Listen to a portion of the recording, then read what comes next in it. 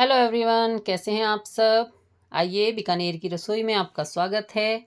और ये देखिए, आज कितना टेस्टी सा ब्रेकफास्ट लेके बैठी हूँ मैं। बहुत ही मज़े आए थे, खा के भी बहुत टेस्टी बना था। तो चलिए आपके साथ भी शेयर करती हूँ कैसे बनाया मैंने ये हेल्दी और टेस्टी सा ब्रेकफास्ट। इसके लिए मैंने ये पनीर लिया। पनीर मैंने घर पे ही निकाला था और देखिए आप कितना सॉफ्ट है। और साथ में थोड़े से प्याज ले लिए हैं, पालक लिया है, हरी मिर्च ली है, धनिया लिया है। इस तरह से नॉर्मल से बेसिक मसाले भी लिए हैं। तो शुरुआत करते हैं। सबसे पहले पालक को मिक्सी जार में डाल लेते हैं। इसके साथ ही थोड़ी सी हरी और लाल मिर्च डाल दी और मैंने डाला हरा धनिया और थोड़ा सा नमक डालते हुए इसको ग्राइंड कर लिया। और ये देखिए, इसका फाइन सा पेस्ट तैयार करना है हमें। पेस्ट फाइन होना चाहिए, वरना थोड़ा सा दिक्कत करेगा बाद में ये। और अब एक बाउल में ले लिया बेसन। बेसन में नमक डाला। बेसन मैंने लिया है 1 कटोरी। और साथ में लाल मिर्च। मिर्च तो अपने हिसाब से डालते हैं। थोड़ी सी हल्दी डाली कलर के लिए। अजवाइन डाली। अजवाइन को क्रश करके डालना है। और पानी डालते हुए एक इसका घोल तैयार करना है। हमें डो तैयार करना नहीं है, घोल तैयार करना है। हमें थोड़ा सा पतला घोल रखना है, लेकिन थोड़ा थोड़ा पानी डालते हुए तैयार करेंगे। बिकॉज़ अगर हमने एक साथ ज़्यादा पानी डाल दिया तो इसमें गांठें बन जाएंगी और फिर हमें उसको रिमूव करने में काफ़ी टाइम लग जाता है। तो थोड़ा थोड़ा पानी डालते हुए इसका इस तरह से एक फ्लोइंग कंसिस्टेंसी में घोल तैयार कर लेना है। अब हम इसको साइड में रख देते हैं। और देखा, इसमें भी कुछ ज़्यादा मसाले नहीं डालने, सिंपल से मसाले डाल के तैयार करना है। अब ये मैंने पनीर लिया। पनीर मैंने पानी में भिगो दिया था ताकि ये सॉफ्ट रहे। तो इसको मैं निचोड़ लेती हूँ और इसको कद्दूकस भी कर सकते हैं। और मैंने तो इसको ऐसे ही क्रश कर लिया। देखिए कितने आराम से ये हो रहा है। और अब एक पैन में लिया घी। अब घी गर्म हो गया तो मैं इसमें डाल दूँगी प्याज। और प्याज थोड़े से फाइन चॉप लेने हैं। पर आजकल प्याज इतने चिकने चिकने आ रहे हैं कि वो फाइन चॉप हो ही नहीं पाते। मुझसे तो हो नहीं पाते। तो आप लोग ज़रूर उसको फ़ाइन कर लेना। और ये ट्रांसपेरेंट हो गया तो इसमें मैंने थोड़ी सी हरी मिर्च डाल दी फ़ाइन चॉप। और इसको थोड़ा सा और भून लेते हैं या सेक लेते हैं। और इसके साथ ही अब इसमें डाल देंगे थोड़े से बेसिक मसाले, जैसे धनिया पाउडर, लाल मिर्च और हल्दी मैं यहाँ पे नहीं डाल रही क्योंकि मुझे इसे वाइट ही रखना है। और थोड़ा सा गरम मसाला, थोड़ा सा चाट मसाला। और इस तरह से थोड़े से बेसिक मसाले डालते हुए इसको भून लेते हैं। और अब इसमें डाल देते हैं ये पनीर। क्योंकि मैंने जो चिल्ले का वो वाइट येलो लिया है तो इसलिए मैं इसको वाइट रखना चाह रही थी। और मैंने इसको ऐसे ही पनीर डाल दिया। यानी ये एक हमारी पनीर की भुर्जी सी तैयार हो गई है। इसके साथ ही मैंने इसमें डाल दिया हींग। हींग तो इसमें हींग और अजवाइन तो ज़रूर डालना, क्योंकि पनीर और ये सब ना गैस बनाने वाली चीज़ें हैं। तो अगर हम इसमें थोड़ा सा इस तरह से डाल देते हैं तो वो अच्छा रहता है। और अब हमें इसमें नमक डाला। नमक डालने के बाद मैंने इसको फिर से मिक्स कर दिया। और ये मेरा तैयार हो गया है फिलिंग के लिए पनीर। बहुत ही टेस्टी सा बना है। और अब इसमें थोड़ा सा हरा धनिया डाल देते हैं क्योंकि इसका तो लुक और टेस्ट अलग ही आता है। तो ये हरा धनिया डालने के बाद मैंने गैस बंद कर दी और साइड में रखा। अब ये लिया पालक वाला पेस्ट। इसमें थोड़ा सा बेसन डाला। यहाँ पे बेसन भी डाल सकते हैं, आटा भी डाल सकते हैं, जो भी मन करे वो डाल लें। तो मैंने तो इसमें बेसन ही डाला है। और इसको भी थोड़ा सा पतला सा ही घोल बनाएंगे, ज़्यादा गाढ़ा नहीं रखना। और इसमें भी मैंने थोड़ी थोड़ी हींग दोनों में डाल दी और मिक्स कर दिया, क्योंकि पालक भी बहुत गैस बनाता है। तो यहाँ पे ध्यान रखना है कि पालक में भी ज़रूर गैस हटाने वाली चीज़ें ज़रूर डालनी चाहिए, जैसे अजवाइन, हींग और ऐसे बेसन में भी डालनी चाहिए। तो अब वरना गैस की वजह से हमारे नाश्ते का सारा मज़ा ख़राब हो जाएगा। तो इन चीज़ों का ख़ास ध्यान रखना चाहिए।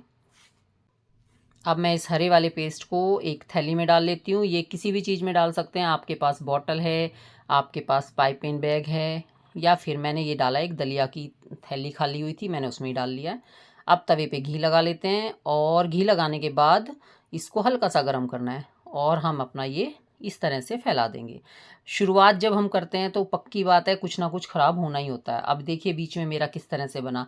लेकिन जब हम ये 2-4 बना लेते हैं ना, अगर पहली बार हम शुरुआत करते हैं जिस वक्त, तो कुछ ना कुछ इस तरह बनता ही बनता है। जब हम 1-2 बना लेंगे तो बाद में बहुत ही परफेक्ट बनने लग जाते हैं। फिर आपका हाथ रोकने को मन नहीं करेगा, लगेगा बनाते रहो बनाते रहो। तो ये इसकी ख़ास बात होती है। और इसके ऊपर मैंने ये येलो वाला यानी बेसन का घोल फैला दिया और इसको चारों तरफ फैला दिया। ये वैसे ही अपने आप ही फैल जाता है। और अब इसको साइड में घी लगाते हुए हम उसको उतार लेंगे। गैस यहाँ पे बिल्कुल सिम रखनी है। जब हम ग्रीन वाला भाग फैलाते हैं उस वक्त भी हमें गैस सिम रखनी है। तेज़ गैस करेंगे तो वो हमारा ख़राब हो जाएगा।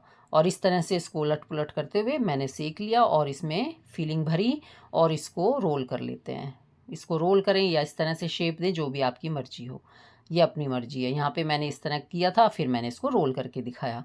तो ये मेरा तैयार हो गया है और इसी तरह से फिर मैं झटपट अपने दूसरे भी बना के तैयार कर लिए। ये बहुत आराम से तैयार हो जाते हैं और जब इनको हम बनाते हैं तो बनाने में भी बहुत मज़ा आता है, यानी हमारा हाथ रुकता ही नहीं है। ये एक नए तरीके से बनने वाले चिल्ले हैं तो बहुत अच्छे लगते हैं बनने में। और सिर्फ एक दो चीज़ों का ध्यान रखना है कि जब हम पालक वाला पीसते हैं तो उसमें बिल्कुल भी मोटा नहीं रहना चाहिए, गुठलियाँ नहीं होनी चाहिए, वरना हमारी पाइपिंग बैग में वो अटक जाता है। और इस तरह से पीले वाला जो भाग डालना है उसकी कंसिस्टेंसी भी बिल्कुल फ्लोइंग रहनी चाहिए ताकि वो आराम से फैल जाए। और इस तरह से ये पतले पतले से करारे से चिल्ले तैयार हो जाते हैं। इनको डोसा भी कह सकते हैं आप, क्योंकि ये डोसे की तरह ही करारे लगते हैं। और इस तरह से मैंने झटपट तैयार कर दिए अपने सारे चिल्ले। साथ में थोड़ा थोड़ा घी डालते हुए इनको उतार लेंगे। और अभी आप देख रहे हैं किस तरह से तैयार हो रहे हैं। ये हेल्दी भी हैं, बच्चे भी इनको बड़े शौक से खाएंगे क्योंकि ये कलरफुल से बने हुए हैं, बहुत अच्छे लगते हैं। बोलते हैं ना, जो चीज़ें देखने में अच्छी लगती हैं वो खाने में भी बहुत टेस्टी लगती हैं और उनको खाने को मन करता है।